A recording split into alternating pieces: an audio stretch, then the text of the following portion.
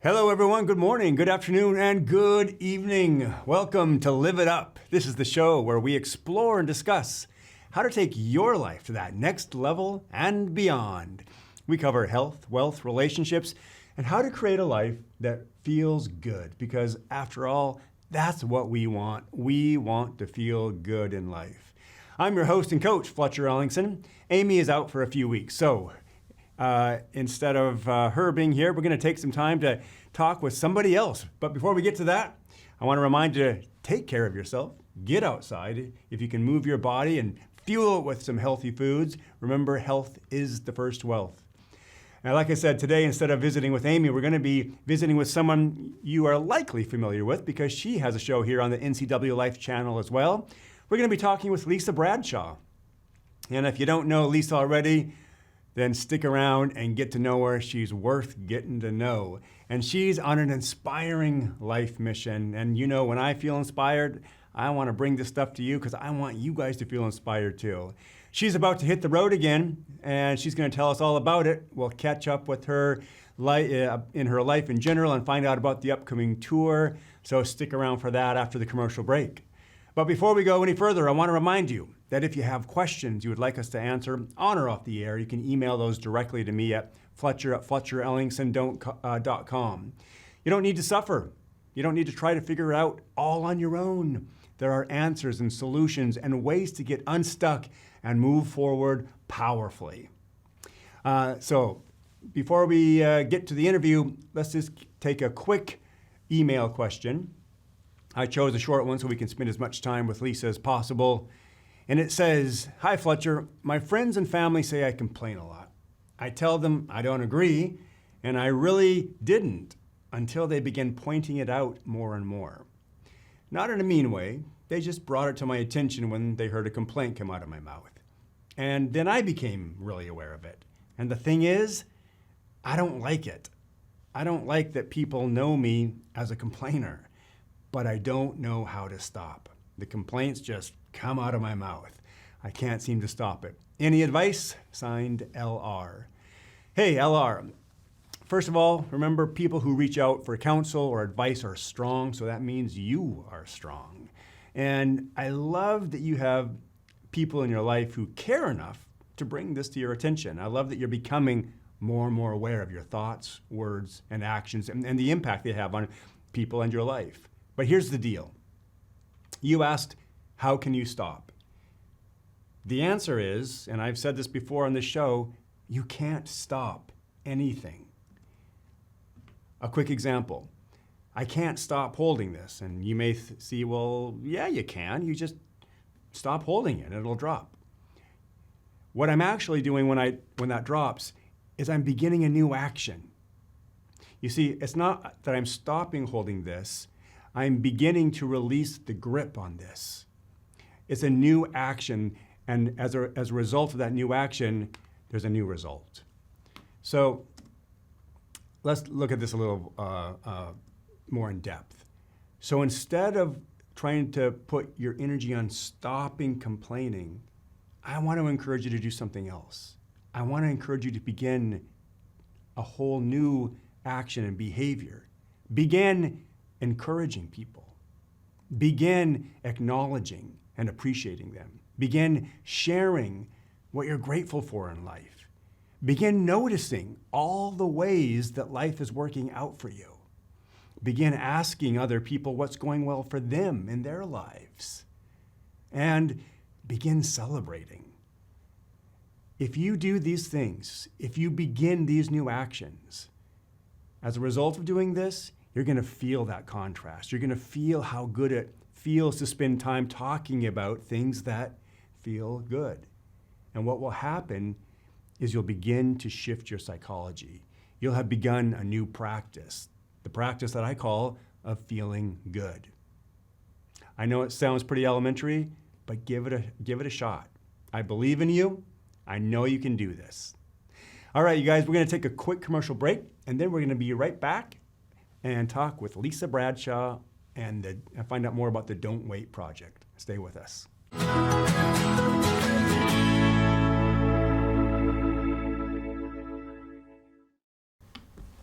Hey everybody, welcome back to Live It Up. I'm Fletcher Ellingson. Today we're visiting with Lisa Bradshaw. Welcome. Thank you for having me. Yeah, it's great to see you in person. It's been a minute. Yes, it has. Yes, it has.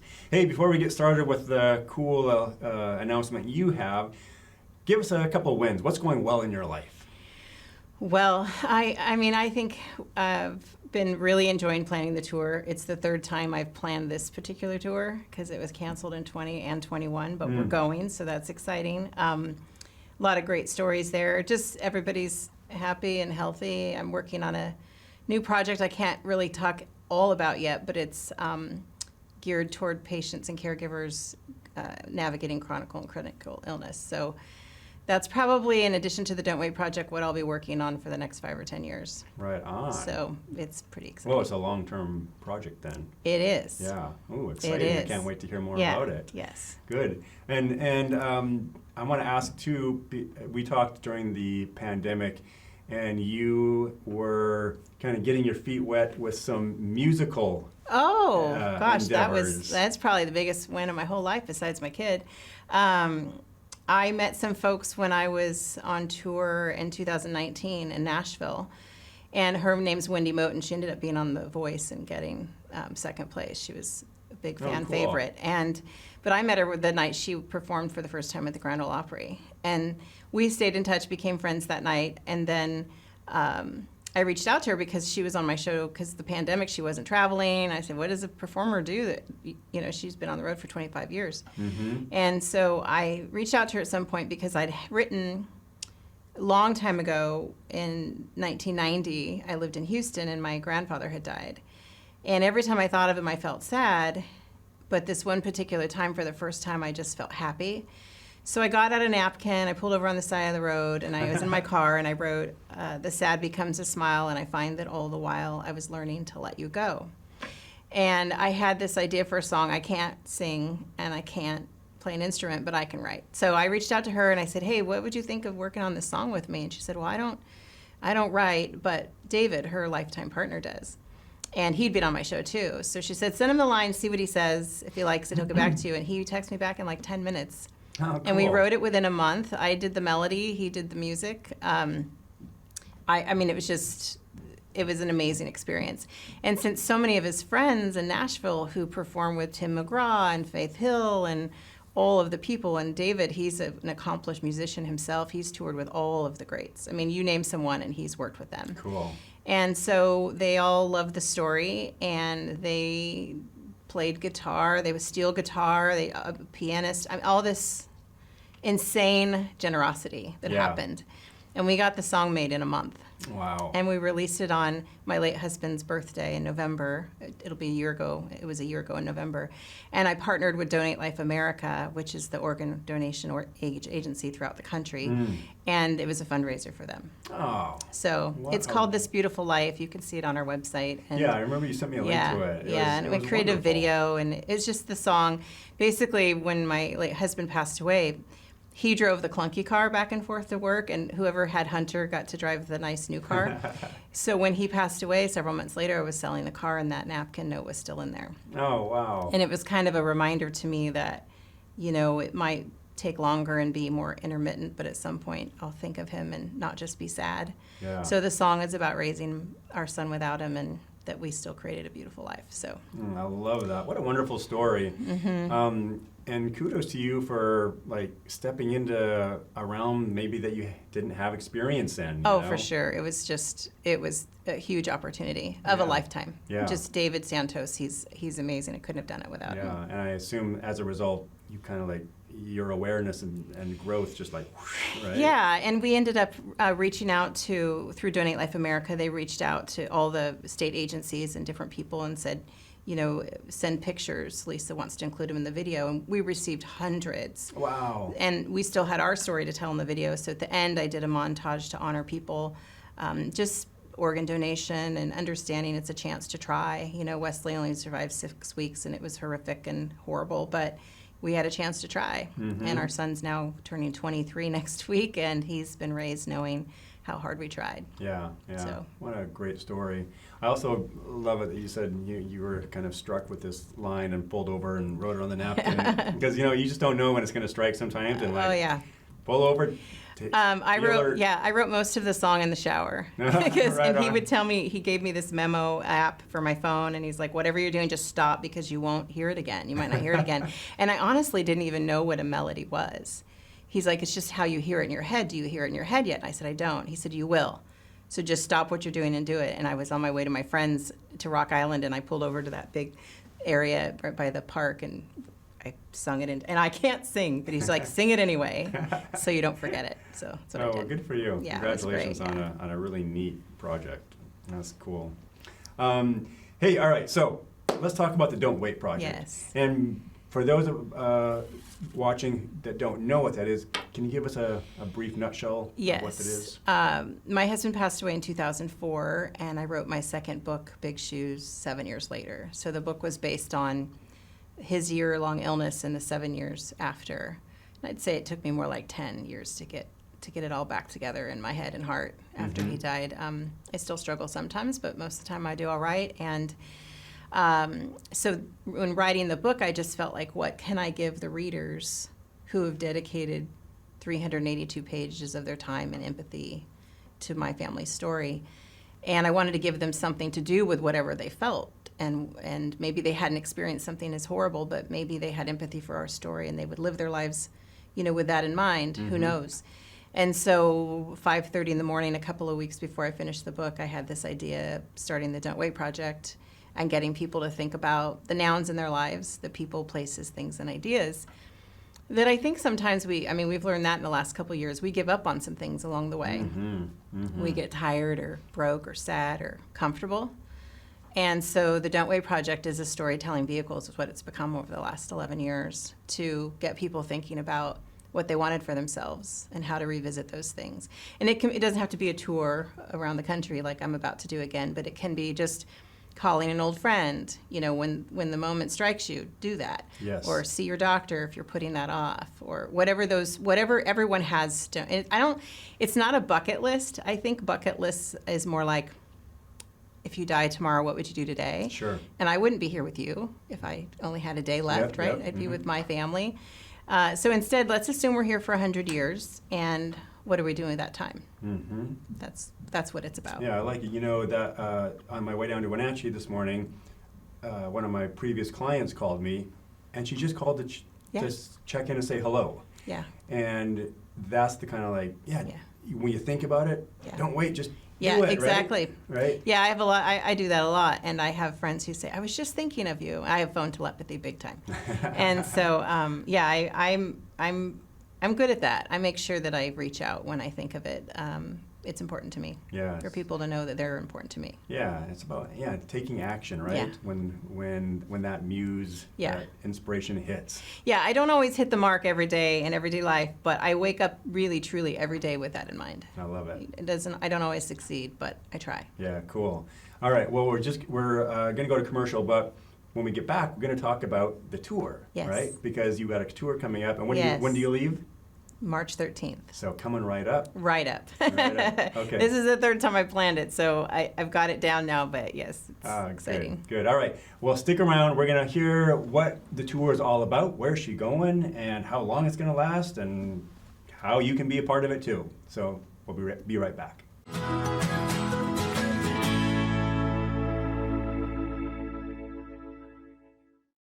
Hey everybody, welcome back to Live It Up. So glad you're here. Today we're talking with Lisa Bradshaw from the Don't Wait Project, and she is about to go on tour. Yay. So tell us again when you're leaving. March 13th. All right, and tell us all about the tour. Okay, so in 2018, my son graduated high school and went to college in 2017, and I knew I needed a plan B for myself because it was just he and I for so many years, and I knew that was going to be rough. So I came up with an idea to go on tour and interview people about their Don't Wait stories. And I pitched it to Town Toyota here where we live.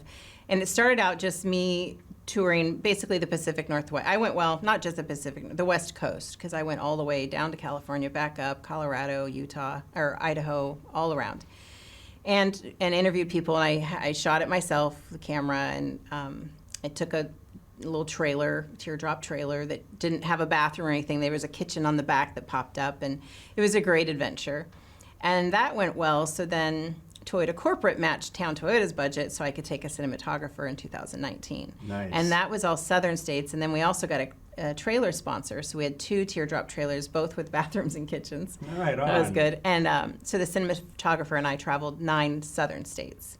Same thing, stories. And then I edit them and people have seen them on my show. Yeah.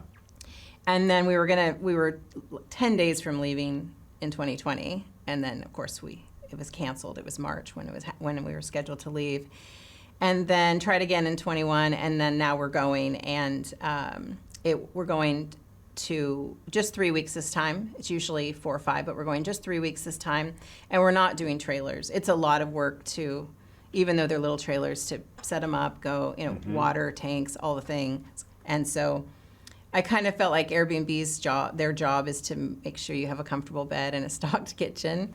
So we're traveling with the cinematographer that I've been wanting to work with for 3 years. We're going together. He was recommended by a Hollywood friend of mine, and he's out of Atlanta, Tanner Shinick, and we're meeting in D.C., and then we have stories in 6 states and 8 stories, and then we're leaving room for more stories.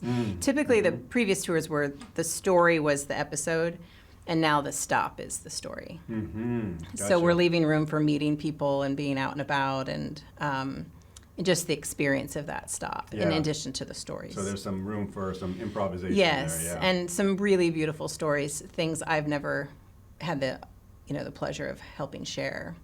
And so then in booking the Airbnbs, I have a budget, and some are just, typical condos and apartments, but I also managed to get us of course, a brownstone in New York, and a cottage in Connecticut, and a tiny house in the Catskills, and then a yacht in Boston. And not a J-Lo yacht, but it has 2 bedrooms and 2 bathrooms, so I think it'll be good. And it has all 5-star reviews. Tanner, I'm planning the whole thing, and he's just trusting. I said, trust me. I spend as much time researching where we're staying as I did. Yeah, I bet. Yeah. Isn't doing anything else. Wow, what a wonderful opportunity. Yes. And also I just want to acknowledge you because it's not an opportunity that just happened by accident, fell into your lap. This is something you created with intention. Yes.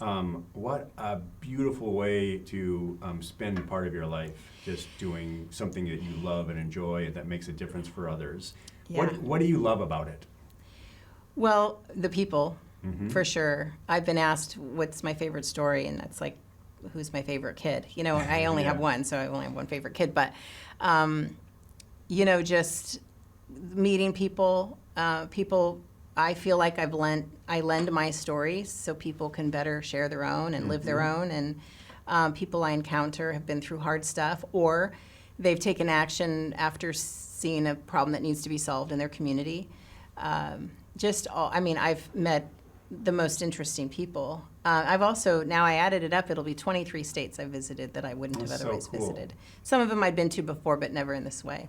And really, this is a tour of connection, isn't it? It is. It's a tour of connection and story. Yeah. I mean, what a wonderful opportunity you've created. Yeah.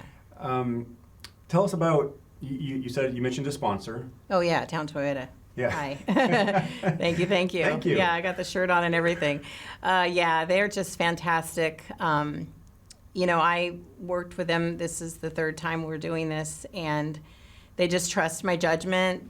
I propose a budget, I propose the ideas, and they say, okay. Yeah. And I think it'll be a lot of fun this time, too. I've tried to get a little bit knowledgeable about Instagram. Before we'd produce these big, long videos that probably people didn't watch as much these days because nobody watches anything that's 3 or 4 minutes necessarily if it's a quick, Sure. video coming into their phone. So I'm going to be sharing it a lot on Instagram, on the Don't Wait Project and Life with Lisa Bradshaw pages. So they're in our community all the time, doing great things. This is just one of the things. Yeah. Now, some people are going to think, oh, this is really cool. I want to follow along on the journey. How can people follow along, or can they follow along? Yeah, for sure on those Instagram handles. So Don't Wait Project and Life with Lisa Bradshaw. Okay. I'll be on there a lot more. I've learned how to do stories on there, so that helps me just do something in the moment and not be too produced about it. It's a fast pace. We're in a different city every 2 to 3 days. Yeah, yeah. And so people, I know you said you left some room open for some synchronicities. how would people like contact you? Would they just contact you on Instagram or something? Yeah, if they have something along the way, excuse me, if they have something along the way. But really, at this point, the tour is scheduled, so it wouldn't necessarily be someone reached out and they have a story. Got it. It'll be someone we meet in a coffee shop or okay. downtown. Got it. But most definitely, I have a show too, so anytime there's a story to tell, Yeah. I want to help find a way to tell it. And I'm launching a podcast this year called A Don't Wait Life, and talk a lot about some of the similar things, types of shows I have on my television show, but more in depth and maybe more geared toward just that don't wait approach as opposed to other things that we might talk about on my regular show. Yeah, so you can take, it's a little more about maybe a long form. Exactly. There's a lot of times that even on the tour, I meet people and I don't have time to film them. You know, I don't have time to have that long conversation, but I'd love to circle back. Yeah. And since I'm not going to do it on camera, then this is a way to do it. What would you say to people listening right now and they're like, gosh, what an amazing thing she's doing. I have had ideas, but I didn't follow through. What would you say to people maybe who are having that conversation in their head? Well, as a cancer survivor and a widow, I would hope no one has to go through that to take action in their lives. But I hope also that they're open enough to draw inspiration from the people who have been through some of that kind of stuff. And hopefully a lot of us lead by example. I just, especially when Wesley, my late husband, died, I just felt like there was a really big reason for him not to be on the planet. And it was my job as Hunter's mom to bring to fruition whatever greatness that could be and how I could honor him. And so much of the work I do, from the song to the stories I tell, a lot of times just starting to tell the stories helped heal my life. And so when you have something in your mind and in your heart that you want to do and you don't do it, it rolls over into other areas of your life and you feel incomplete and dissatisfied. And if you're incomplete and dissatisfied, how can you do anything else with greatness? It's a non-negotiable for me to just try my hardest to live the big ideas, and some land and some don't. I love it, yeah. So that's the name of the whole tour, Don't Wait, right? Like, exactly. Take action today. Exactly. Right, yeah. For sure. Beautiful, beautiful. Hey, we're out of time. I Look know at it that. goes by so fast. quickly, right? Thank you for having me. Yeah, I wish It's you nice to be back in here. so much goodness on this upcoming tour. I look forward to following and seeing what some of these stories you produce. It's going to be a blast, and thank you for what you do. Yeah, the Rocky Steps. I'm looking forward to that. Yeah, right on. Okay, you guys, you know what it's time to do now? It's time to get out there, be a source of kindness, be a source of contribution. You do have something to offer this world, and I believe in you.